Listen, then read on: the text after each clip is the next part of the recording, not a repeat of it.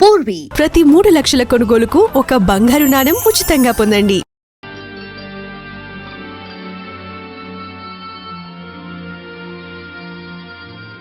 చట్ట ప్రకారం వాళ్ళు క్రిమినల్సే. అయినా ఇంత తెలివైన కుర్రాల భవిష్యత్ నాశనం చేయడం ధర్మం కాదు. Yes, I know that. ఈ యూనిఫామ్ వేసుకున్నాక అలాంటి ఫీలింగ్స్ ఉండకూడదు. ఆ నలుగురిని పట్టుకొని న్యాయస్థానంలో నిలబెట్టడమే నా కర్తవ్యం. వాళ్ళ గతాన్ని గురించి భవిష్యత్తు గురించి ఆలోచించడానికి నేనేమీ సంఘసేవకుణ్ణి కాదు. నువ్వు అనవసరంగా నన్ను కన్ఫ్యూజ్ చేయకు. మనం చాలా పొరపాటు చేశాంరా. జ్యోతితో రొమాంటిక్ డ్రామాలు, వాళ్ళ ఇంటికెళ్ళి మెయిల్ చెక్ చేయటాలు, ఇవన్నీ కరెక్ట్ కాదేమోనని నాకు ఇప్పుడు అనిపిస్తుందిరా. నీకు ప్రేమ అంటే ద్వేషం రా, ప్రేమించే వాళ్ళంటే జలసి. ప్రేమ కాదురా, దిల్లున్న వాళ్ళు చేయాలి ఈ పనులు. మధ్యలో నీలాగా లవ్ రొమాన్స్ అని తిరిగితే మనం ఫినిష్ అయినట్టే. అవునరా, నేను రొమాంటిక్ సెన్సిటివే. మీకు తెలుసుగా, ఒకప్పుడు ఆటపాటలతో ప్రజల్ని మురిపించిన ఒక సింగర్ కొడుకు నేను. ఇక ఆట పాట అంటారా, అది నా రక్తంలోనే ఉంది. అది చచ్చేదక్కపోదు. ఇక ప్రేమ అంటావా, అది నా కంట్రోల్లో లేదు. నా పద్ధతి మీకు నచ్చకపోతే చెప్పండి, నేను ఇప్పుడే వెళ్ళిపోతాను. పోతే పో, కానీ మేం మాత్రం వెనకడికి. నువ్వు కాకపోతే ఇంకొకటి. ఆపండి రా. ప్రపంచాన్ని అంతా ఒకేసారి మార్చాలని కాదుగా మన ఉద్దేశం. మనం ఎంత చేయగలమో అంతే చేయాలి. రోజుకొక్కడికి ముందుకేసినా చాలు. You are wrong. అసలు కొయ్యాల్సింది చేతులు కాళ్ళు కాదు, వాళ్ళ గొంతులు. నో, ప్రాణాలు తీసే హక్కు మనకు లేదు. మనం నేరస్తుల్ని శిక్షించేది వాళ్ళల్లో మార్పు తీసుకురావడానికే. శిక్షించబడ్డవాడు మారాలి, తప్పు చేసే వాళ్ళకి హెచ్చరికగా ఈ సమాజంలో తిరగాలి. ఆ భయంతోనైనా మిగిలిన వాళ్ళు జాగ్రత్త పడతారు. మనం ఎన్నో నష్టపోవచ్చు, ఉద్యోగం, కుటుంబం, భవిష్యత్తు అన్నీ. కానీ అందరికీ మంచి జరగాలంటే కొంతమంది కష్టపడక తప్పదు. 100 మంది దోషులు తప్పించుకున్నా పర్వాలేదు, కానీ ఒక్క నిర్దోషి కూడా శిక్షింపబడకూడదని మన రాజ్యాంగం చెప్తోంది. అలా తప్పించుకున్న ఒక్కో దోషి వల్ల వందలాది మంది అమాయకులు బలైపోతున్నారు. ఆ అమాయకుల కోసం మనలాంటి వాళ్ళు సమిధులైనా పర్వాలేదు, కానీ ఒక్క దోషి కూడా శిక్ష నుంచి తప్పించుకోవడానికి వీల్లేదు. వివేక్, వెళ్ళిపోతానంటున్నాం. మన ఉద్యమం మంచిదని గుర్తించి ఆ ఇన్స్పిరేషన్తో కొంతమంది అయినా ముందుకొస్తే మన లక్ష్యం నెరవేరినట్టే.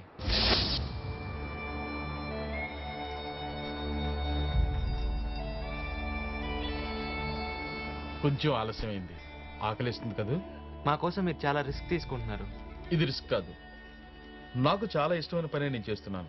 మీ వల్ల సమాజానికి ఎంతో మేలు జరుగుతోంది. మీ ఉద్యమానికి పుట్టుకే కానీ చావు ఉండకూడదు.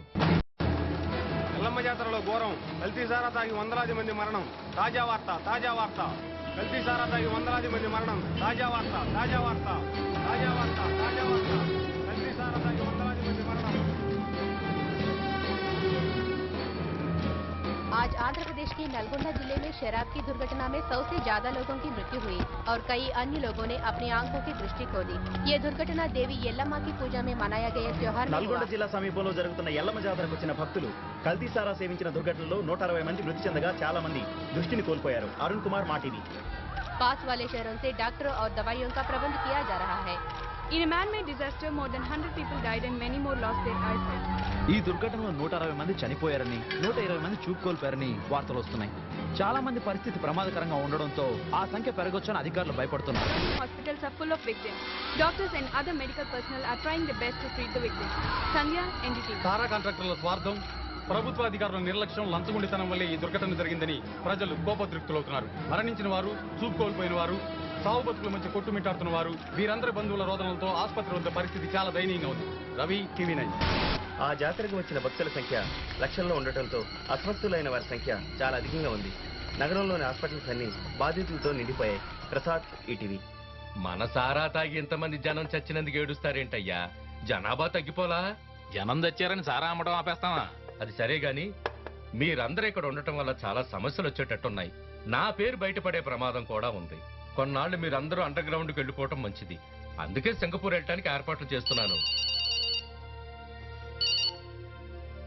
హలో, అదే కన్ఫర్మ్ చేయండి. సింగపూర్ వెళ్ళటానికి వీసా ఆలస్యం అయ్యేటట్టుంది. మీరందరూ ఒరిస్సా వెళ్ళడానికి ఏర్పాట్లు చేశాను. కానివ్వండి, మన సరుకు కాదులే. ఈ ఒరిస్సా వెళ్లే బదులు ఏ కాశీకో వెళ్లి గంగలో మునిగితే పాపాలన్నా పోయావు కదా. ఎందుకు? మొన్న పుష్కరాలకి కృష్ణలో మునిగినప్పుడు వచ్చిన దురదలే ఇంకా పోలే. ఆ పాపాల వల్లే దురదలు, రోగాలు. కృష్ణా నది ఉంది పాపం.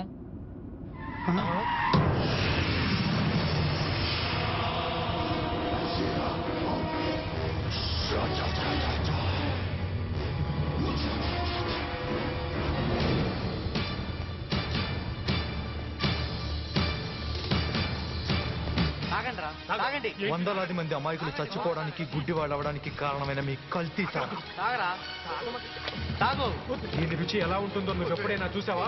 నాకు అసలే అరగదు. అదేం కుదరదు. హాస్పిటల్స్ మార్చురీలు హౌస్ఫుల్ అయిపోయి ఆ సంతోషంతో సెలబ్రేట్ చేసుకోవాలి కదా. తాగండి రా, తాగండి.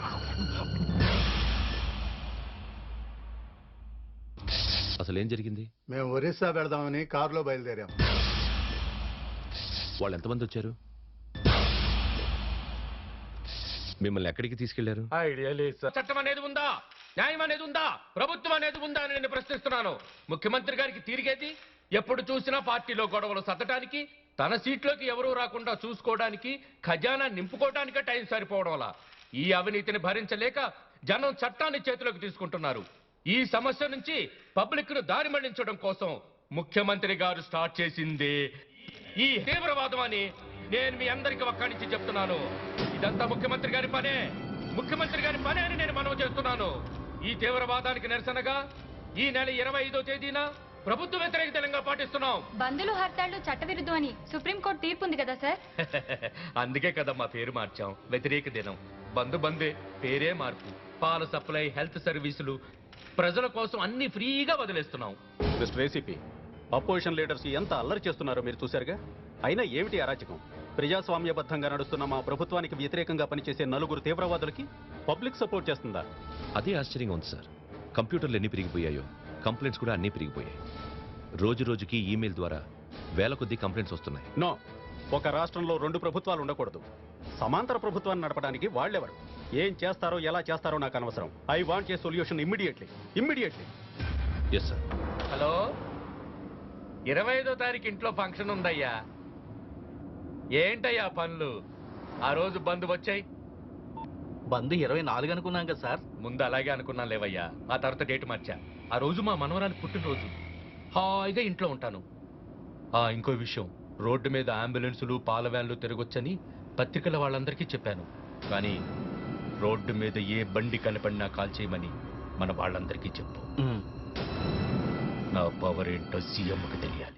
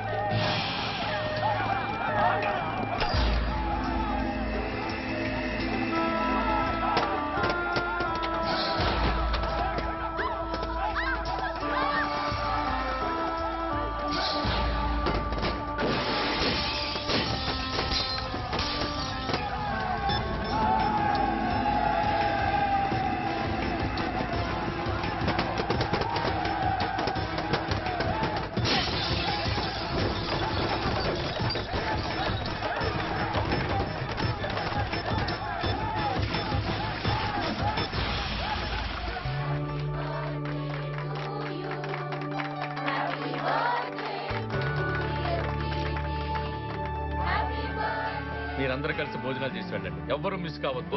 Okay sir. నాకు అర్జెంట్ ఫోన్ కాల్స్ ఉన్నాయి. చేసి వచ్చి మీతో జాయిన్ అవుతాను. ఓకే. మొత్తానికి బంధు పేరుతో సీఎంకి దడ పుట్టించారు కదండి. రాజకీయం అంటే అదేనయ్యా. మరి బంధు పేరిట ఈ దెబ్బతో సీఎం రాజీనామా అన్నా చెయ్యాలి, లేదా ఫోర్ ద పీపుల్ మీద యాక్షన్ అయినా తీసుకోవాలి. ఏదైనా మన మంచికేనయ్యా.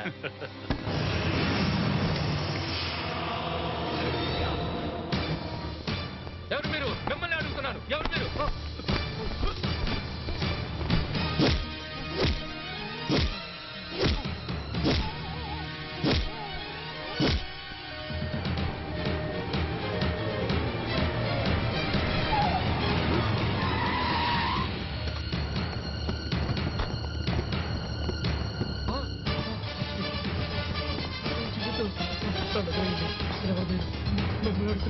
ఎవరు మీరు?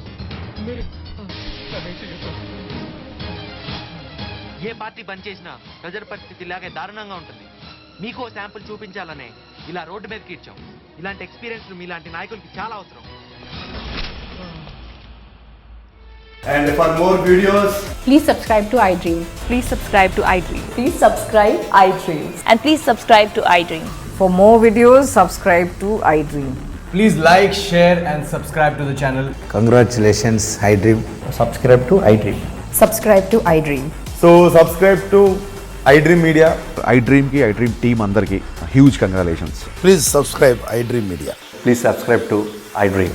Subscribe iDream. Please subscribe to iDream. iDream అంటే నా కళల ఛానల్ సబ్స్క్రైబ్ చేసుకున్న నోరు తిరుగుతలేదు మీరైతే గంట గుర్తు కొట్టండి. For more such videos, please subscribe to iDream. Subscribe to iDream. Please subscribe to iDream. Please subscribe iDream Media. Please do subscribe to iDream. Please subscribe to iDream Media. For best entertainment and information, please subscribe iDream. And don't forget to subscribe to iDream.